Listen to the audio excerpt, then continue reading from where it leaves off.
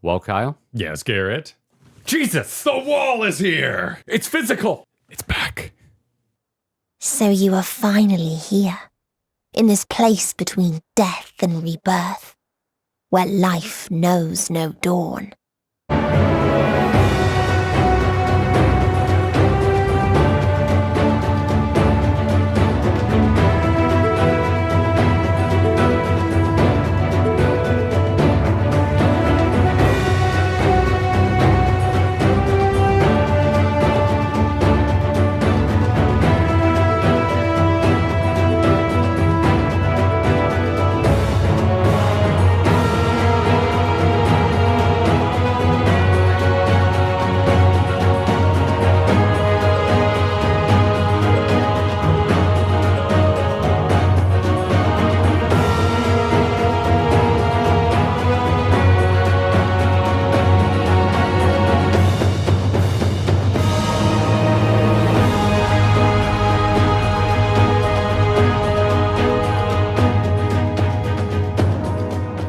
How have we gone this long without talking about Endwalker dungeons?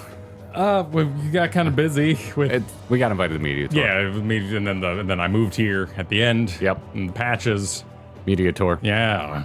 The wall. The wall is clean. The wall is prepared for Endwalker dungeons. Yes, Kyle went out of his way to hand create a physical wall. So we got these little guys. It's ready.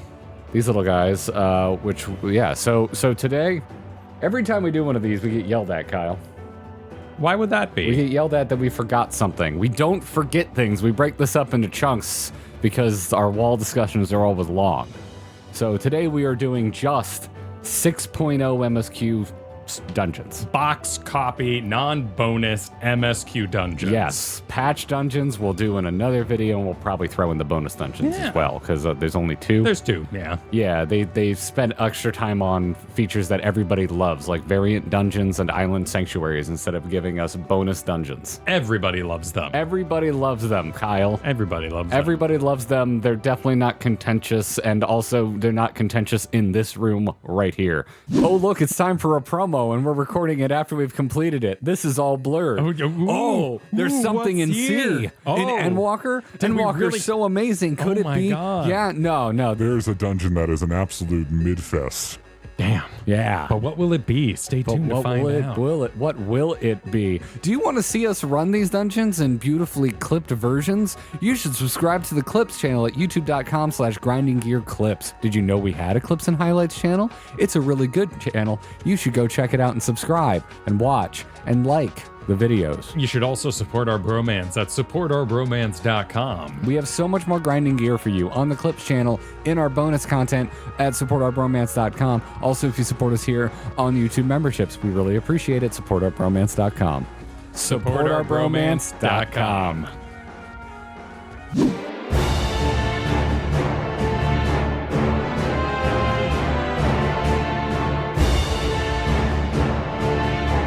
I have personal notes like I always have. I have personal notes. I'm going to get my personal notes out. Excellent.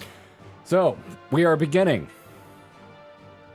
This is going to be extra brutal, by the way. with the Tower of Zot. Why is it going to be extra brutal? Well, you have to dismiss all MSQ, all trust lines, all story points from it, and just take the dungeon as itself. We always do that. We'll get to it. Okay, but also we have to compare Endwalker to itself, which means some things do need to end up lower, just by nature of tier listing. Yes. Everything can't be an S, but if this was like an inclusive wall of like a Realm Reborn through Endwalker, I think everything would just be an S. No, I disagree. There's one on there you would actually put lower? Yes. Oh, interesting. Yes. Okay, well, Yeah. we'll get to it. There's a couple on here I'd probably put lower. Well, you're already holding the first one Yeah, there. so I'm holding Zot. Yes. And I think we're going to do our best to stick with our original three-tiered system of vibes, music, and bosses. Do you want to start with vibes? Vibes? Hell Or should yeah. I start with vibes? Gigarian Flesh Tower. The dungeon itself is one of my favorite looking set pieces in all of Final Fantasy XIV. It's got teeth. It's got robots. It's got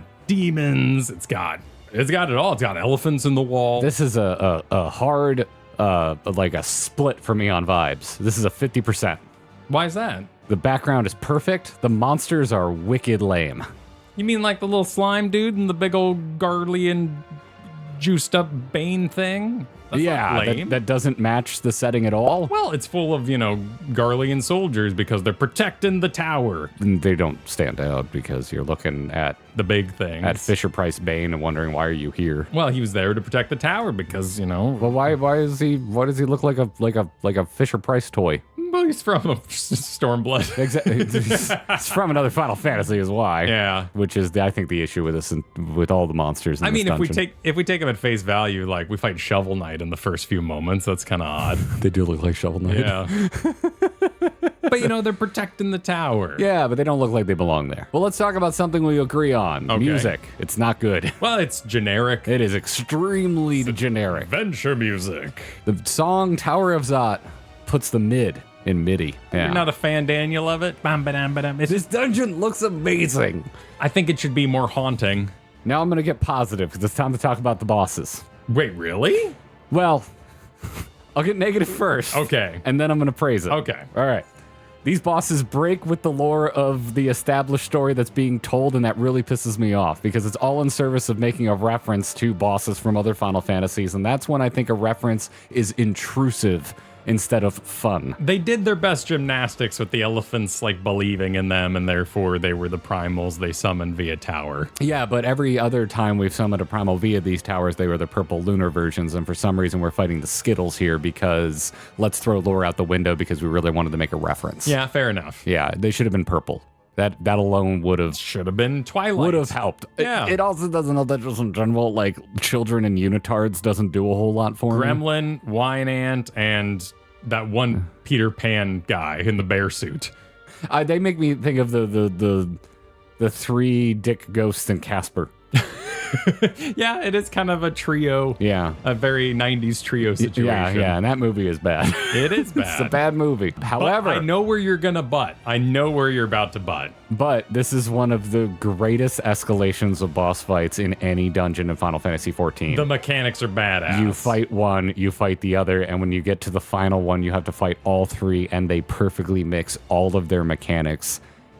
I actually think the final boss fight might be, and I include what we've done in Dawn Trail thus far, which I'm going to try very hard not to make reference to, but I'm going to include it for the sake of this. This is the greatest boss fight in the dungeon in Final Fantasy XIV. It's just, and the fall off as you defeat one, and that kind of oh my goodness, it's over. Yeah. Feels so good, but it's still busy enough, and the set piece around you with the big engine tower going. Yep. It's just great. Yep. I love the bosses. Yep. Also, this, we don't usually talk about trash, but we've now played this game long enough that I've gotten this dungeon a shit ton of times. A lot, yeah. This is still one of the most harrowing wall-to-wall pulls that exists in the game, including Dawn Trail. It got some good hits, and that makes it interesting as a healer, I'm sure, as a tank, and it just kind of keeps things fresh. Plus, even as a DPS, because I've run it as that, when Motorcycle Man comes charging down the lane, there's something to dodge too, but it's not so egregious that you feel like, oh, here I go, I gotta step out again. It is the best design trash in any dungeon so far. Yeah. So I really want to give this an A. I think you need to make an example of it and put it in B. No, I think the boss fight is so good that I need to just shut up and put this in S tier. Even though the music is one of the, in my opinion, worst tracks in the game, and the boss visuals are some of the most, it is to me, the worst type of fan service. I think those are enough to keep it down.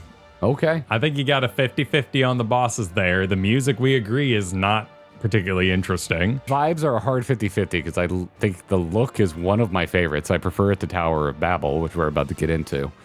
But the monsters are kind of lame. Make an example of it.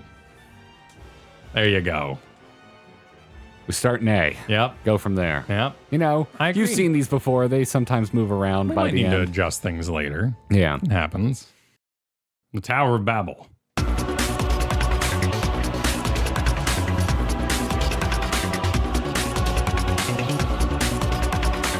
Tower of Babil. Vibes? Immaculate. Haunting castle infested with growing spines on the floor. Yeah. Start with a train ride too. I always like a good train ride. It's the train I wanted from Dawn Trail. Yeah, I like moving dungeons. The song works well with the train. Yeah, the songs, I like the songs. Yeah. It's not my absolute favorite. It's not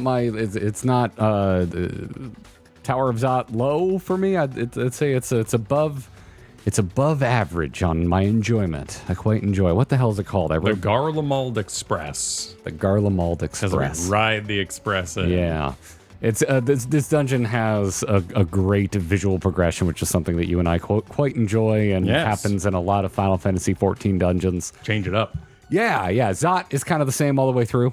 We're splitting hairs here. Yeah, but when we get into like the throne room business and the actual hallways in the upper area, plus the train there and the many hovering platforms of this madhouse, it's wonderful. Yeah, I love the first transition when you get off the train and you get into the hallway and you see the cables before it goes full nuts. You just see like alien cables going through the Garlemald Tower and took over the place. It's an evolution. It's a juxtaposition. Yeah, so I really like the vibes, like the music. And then there's Frankenstein's monster and Frankenstein. Yeah, the bosses are kind of goofy again. I mean, it's a little goofy, yeah. They fit, to me, they blend a little better than the bosses in Zot, visually speaking. Right, these are the ones who set up the cables, who'd be mad enough to help Xenos. Yes. I still the first two particularly, I still think they're a little goofy, a little on the goofy side. A little goofy. The fight arena for the first boss is really cool. There's like the electric ring, and that effect is just really nice. Yeah. The effects artists, I feel like they don't get enough love. All around, yeah. Like I don't hear a lot of people talking. Like everyone talks about the writers, everybody talks about Soken, everybody talks about Yoshi P. The effects artists on Final Fantasy XIV, they do really great work. That's what stood out to me, and I still remember it. Because I remember very little else about that boss. I had to actually go back and revisit it because I never get this damn thing in roulette. But I like the mechanic of that first boss too. It does positive, negative in kind of a unique way. And of course, we're not talking about the final boss, which is badass bandage man crazy thing from Final Fantasy X that was cool then, and his butt's a monster too. Yes, I love the final boss. Is great. Yeah, this is just awesome. It could have been a trial, and it's so effortful. It makes me think that at one point in development this was a trial. It'd be a great like Unreal or something, like take it out of its dungeon and put it somewhere else. Awesome dungeon across the board. I mean, there we go. And I wouldn't say the music is S tier. I'd say the music is like a upper B tier. I can't hum it, but it's cool. I'd say vibes of the dungeon are like upper A, maybe S. Upper A, maybe yeah, S. it's a good theme. Yeah. Yeah. I don't think the bosses are intrusive, even though they are references. I think they blend. I think this kind of does Tower of Zot better than Tower of Zot, because my issue again, like, because the monsters in here are also references other Final Fantasies, but it blends. It matches, and that final boss fight is sweet, noteworthy. And it doesn't need to be a reference. It's just a freaky monster in chains. Because it's a reference, and I know it's reference because I played 10, you can dismiss it as that, but it's still super cool. Badass. It's not a color that like doesn't completely like just clash with its surroundings. Like it just looks like it belongs there. So yeah, I mean it just does Zot better than Zot. So what do you do? Well, remember I was saying Zot to B. So we can make room for Babil and A. You want to do that? You want to, move that down? Bam! That looks handsome. On a jolly angle there. Okay. All right. I think that's fair. Make room for Babil to breathe. Okay. All right, because we need somewhere to go. Which means we're going to Vanaspati.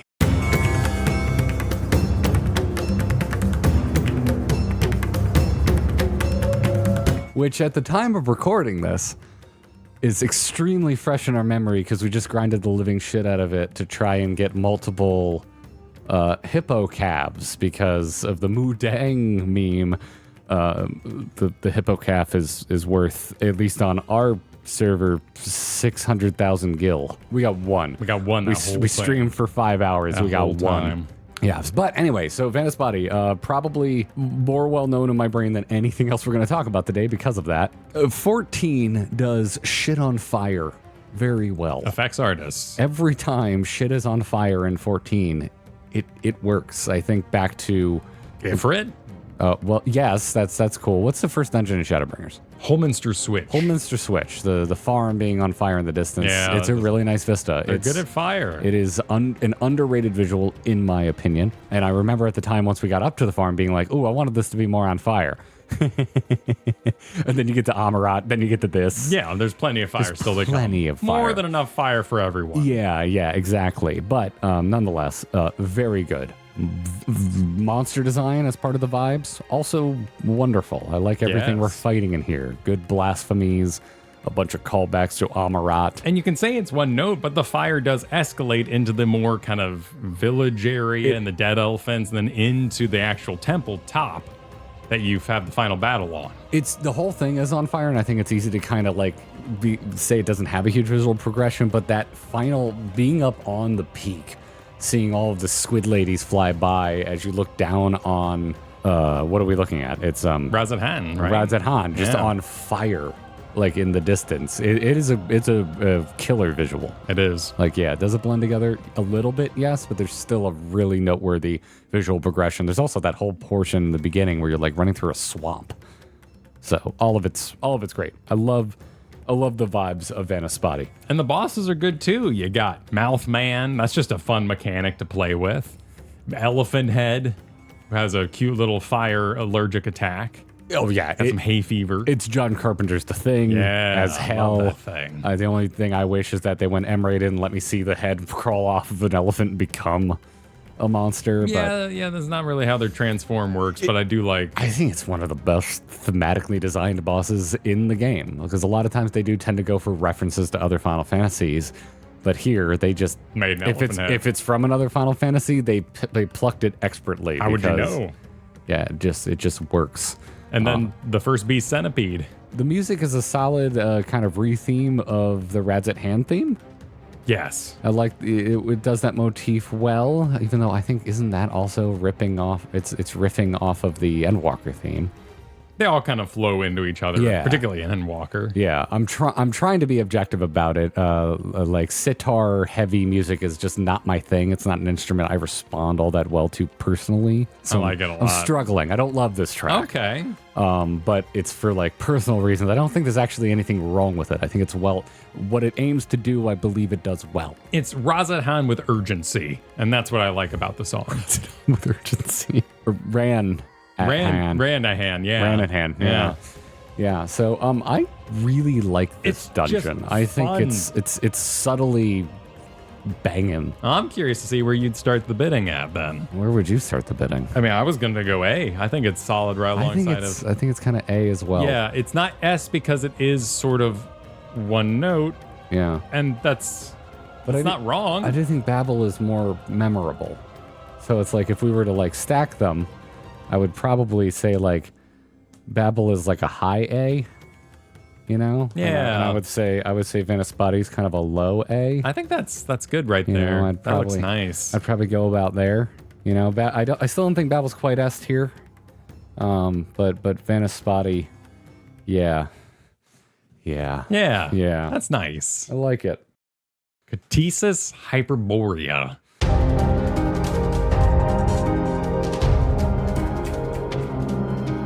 Does it give things away if I say I named my latest World of Warcraft character Ktisis? Have you properly dismissed from your mind that this is a dungeon run with friends and randoms and not one Emmett Selk and Hythlodaeus? Can you control yourself? I am a human being. And I'm going to be human here, not a robot. All right. Not a robot. For vibes, I wrote perfect. For music, Kyle, I wrote, let's see here. Oh yeah, I wrote perfect. Oh, wow. Yeah, well, it's using the Elpis motif, and it's more action-packed than the original rendition of the Elpis motif that plays when you're just hanging out in Elpis. Okay, I wrote Ancient Zoo as the vibe. And I don't mean as an old, I mean as the ancients made a zoo, and this is what it looks like. Yes, God Zoo. Yes. God Zoo. Biodome Zoo. Yeah, but dangerous God. God Jurassic Park. Yeah. It's where everything that's too dangerous exists. And for music, I wrote Final Fantasy XIV meets Final Destination from Super Smash Bros. But this also has like a groovy part in it. Like it's kind of epic. It just but then it kind of gets down with It has a beat drop. It has a straight up techno like, and it's great. Yeah. And also there's hummable piano. Like all of it. It's a good song. All of it's great. The bosses, I love them. Even not Tiger Man. It bothers me that they refer to him as a wolf, and that's clearly a cat. That is definitely a cat. That is a cat. His stealth mechanic is adorable and fun. Yeah, the footprint in the snow is wonderful. I always forget the second boss. I'm forgetting the second boss right now. Three-headed snake. It's Latin Lord. That one's fine. And then we end with an ancient fight. We get to fight Hermes in his full regalia, dispensing with top titles. Of the tower and all that. Yeah, nude.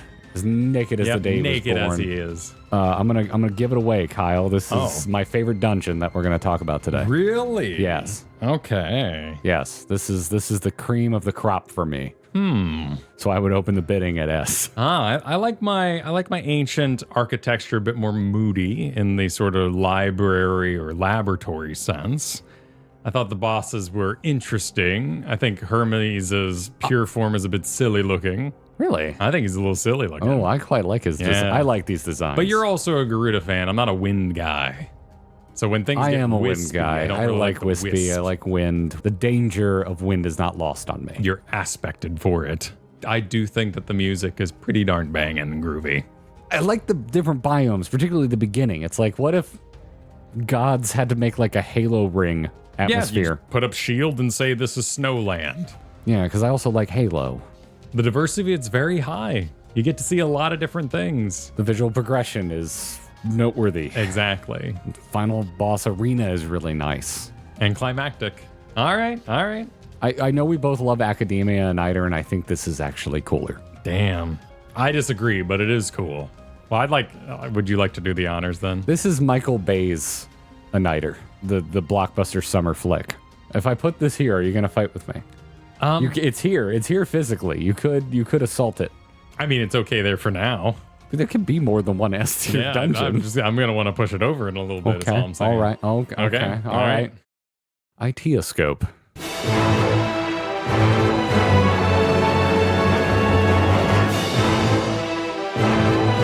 Scope of the underworld. Yes. Large in scope. Oh, they went profoundly mid on this dungeon. They could have gone so much harder. And instead they were just like, what if we had Amon again? I wrote, excellent heavy story moment with run-of-the-mill design outside of callbacks. Callbacks are nice. They're not particularly interesting callbacks. But they're as old as you can get.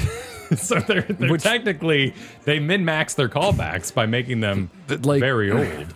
Did someone that worked on Realm Reborn get final call on this? I think it's cute, but ultimately we've seen Livia's model quite a few times at this point as not only trash, but as a boss there in Sky Pirates. And so seeing her manifest in that form was not particularly interesting. That seemed real phoned in. Yeah. Like in I know we try to leave story at the door. You can't with this one to an extent. Even if I leave story at the door, I'm with you. That is a model I've seen a million times, and it feels like they just phoned it in. 2 shields, despite being the most who the fuck asked for this callback. Actually a cool model. Really interesting boss, too, really with sweet the kind looking of trench you end up having the mechanics. I like that fight quite a bit. It's a good fight. Yeah. I wish they had done an interesting reference, but... And I think as a story moment, the final battle with Amon after this progression through his forms is interesting. I don't. But it ends up as a torso fight, which felt weird. We literally just had a better Hermes fight in the previous dungeon. Yeah, it's a weird one. Everything about this dungeon feels like it overstated its welcome. Other than the general vibes of the dungeon we're progressing through, I love the way the underworld looks here. I like the representation of it, and I particularly like the manifestation of the crystal bridges when Menphilia gets involved. Yes, the way we move from where the scientists can study it and have built their structures, nice, down into the actual roads of the crystal, into the corrupt crystal underworld. I love it. And I don't think any of the sparkly references of characters overstay their welcome on multiple runs. That's because they're just weapons. I wish they were just the people. And they're minor, it's quick, and it makes it rerunnable without having to be overly dialogue. You got your little Ilbird moment, you got your little Papalemo moment, and none of them are egregious. They end up like even just being part of the trash and giving it a little bit of flavor. There was so much potential for this. This dungeon is wasted potential incarnate. Like it was they could have done so much with this, and instead we're just beating Amon to death like a dead horse. And same goes with the music. The Ethereal Sea is just like epic ship sailing adventure music, and it has a little bit of sadness and has a little bit of hope, and all of this is servicing to make a very understandable story beat. Yeah, it's also pulling from the Labyrinthos motif, which is not the best track in Endwalker. It's tough because Endwalker has some of the most memorable tracks in all of 14. So, everything I said in mind. Oh, wow. That's not a great dungeon. That's harsh, just straight but up true. not a great dungeon. Harsh, but true. This should have been an S. On paper, if you describe this to me, I think it's the coolest thing ever. But then I run it, and I think this is actually being generous. I think because of the promise of this dungeon, that is borderline D tier in its execution. Fair. I think C is a great place for it. It is serviceable. We find ourselves at the end. The Dead Ends.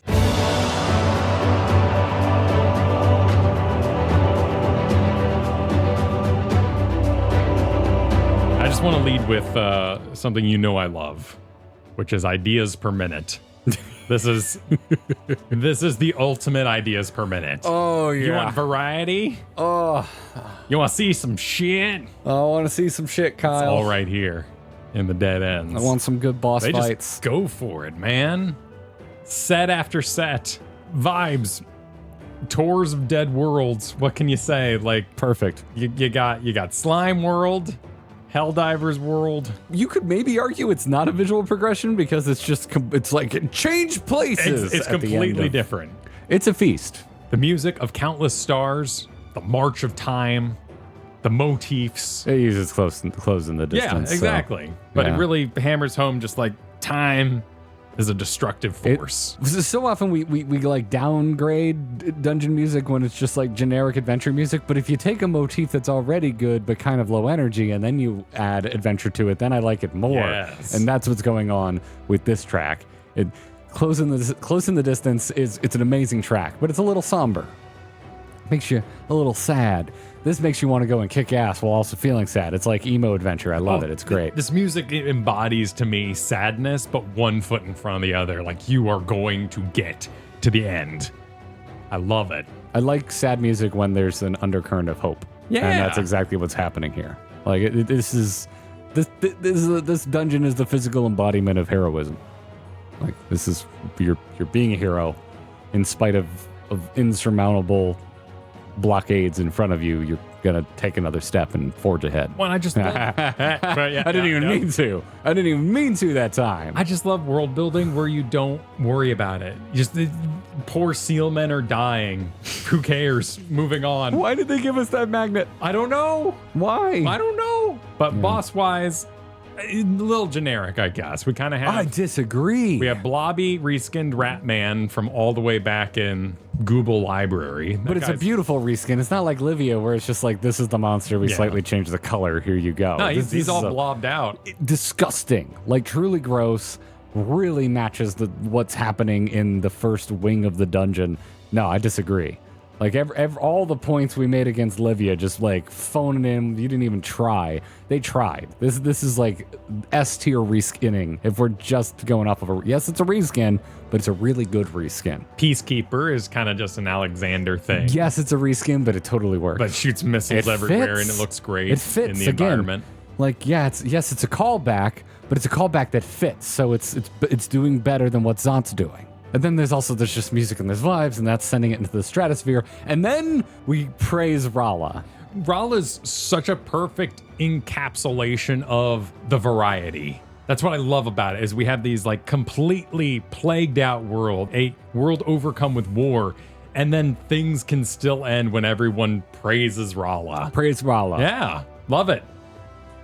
Yeah, no, it just goes right there. Goes right, no, it goes right there. It goes. Well, then you do it. It goes in front of the Ktisis, my man. Like this. That is. Right. Okay. So, yeah. Okay. There. Dead ends. There we go. Know your place. Now, yeah, it's your fault. Just generic. Too many references. We're getting there. Oh, it's dark. We like that. And then just awesome across the board. Some good shit. All right. Where are we going to make people mad? Where are they going to come for us in the comments? Probably in Aitiascope. Probably Aitiascope. Yeah. Remember, we're not thinking about story. You're actually lucky I'm not thinking about story, because if I thought about story, it'd be down here. Damn. Stop beating it. It's already dead. Well, Amon.